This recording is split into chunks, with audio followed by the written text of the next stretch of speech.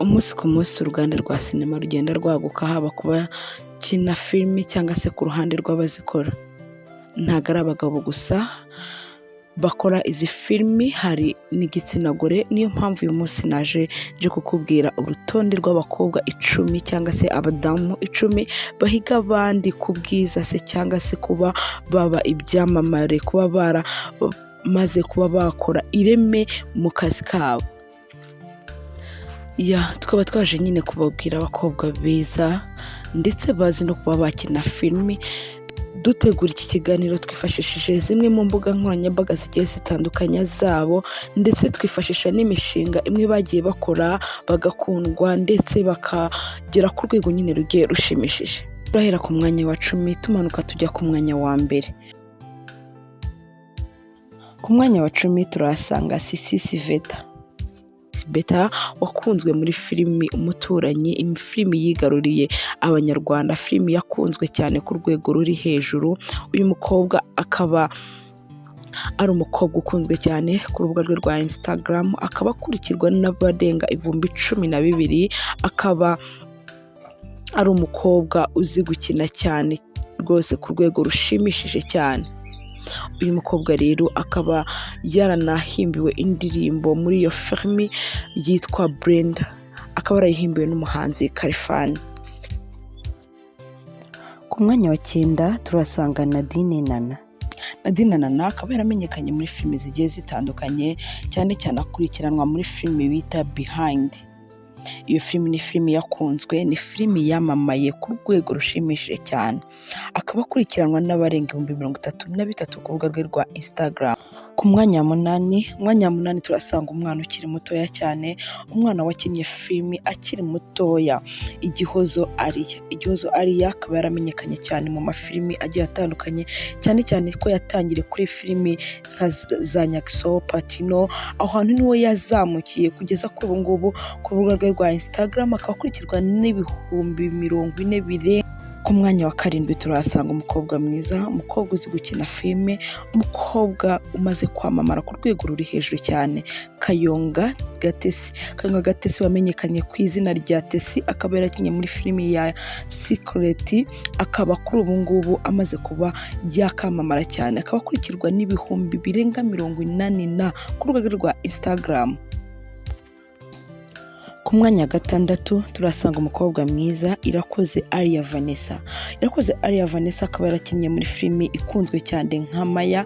Akaba ari umukobwa muri komenti haba kubatanga komenti ku mafilimi ye, akaba ari umukobwa uvuga ko azi gukina cyane kandi filimi akinnye ayishyiraho umutima we wose.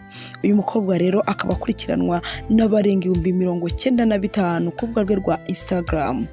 Uyu mukobwa akaba ari umukobwa uzi gukina, akaba ari umukobwa ufite imiterere, akaba ari umukobwa mwiza cyane. Ku mwanya wa 5 turahasanga Uwera Judith wamenyekanye ku izina rya Judy. Akaba ari n'umutiktoka hano mu Rwanda ukomeye, umutiktoka wamamaye cyane. Uyu nguyu akaba yarakinnye muri filimi zigiye zitandukanye, akaba ari umukobwa uzi gukina, akaba ari umukobwa ufite igikundiro. Uyu nguyu akaba akurikiranwa n'abarenga 177 ku rubuga rwe rwa Instagram. Umwanya wa 4 turahasanga umwari Nkusirinda. Akaba yaragiye no kwiyamamariza kuba Miss Rwanda, akavamo gusa nyine akiri mu mwiherero. Uyu Nkusi akaba ari umukobwa wamamaye cyane, akaba ari umukobwa wakunze kuba yakora ibiganiro nko kuri Afrimax, amasheni agiye atandukanye, akora ibiganiro bigiye bitandukanye n'izindi nkuru nyine zigiye zitandukanye ku mbuga nkoranyambaga agenda akora. Umwanya wa 3 turasanga umukobwa mwiza Dusenge Clenia.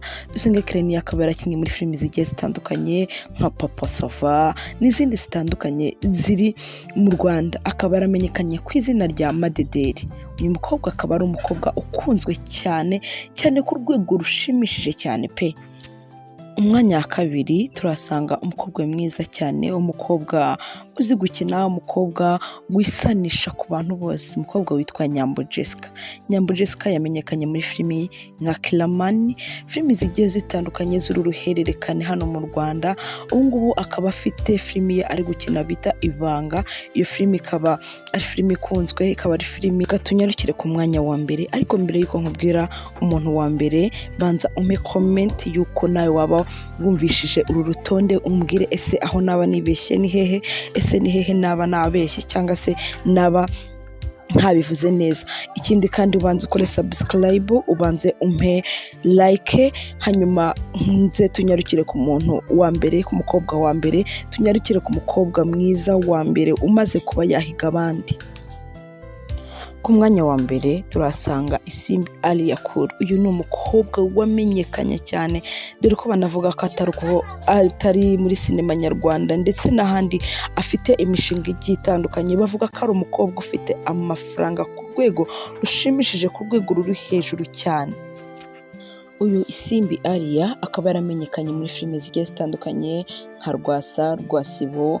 Akaba ari umukobwa uzi gukina cyane, gusa dore ko afite n'imishinga igiye itandukanye, akaba ari mu bakobwa bafite amafaranga. Akaba akurikiranwa n'ibihumbi 315 ku rubuga rwe rwa Instagram. Mwakoze gukomeza kudukurikirana, wibuke ukore subscribe, umpe comment, umpe ibitekerezo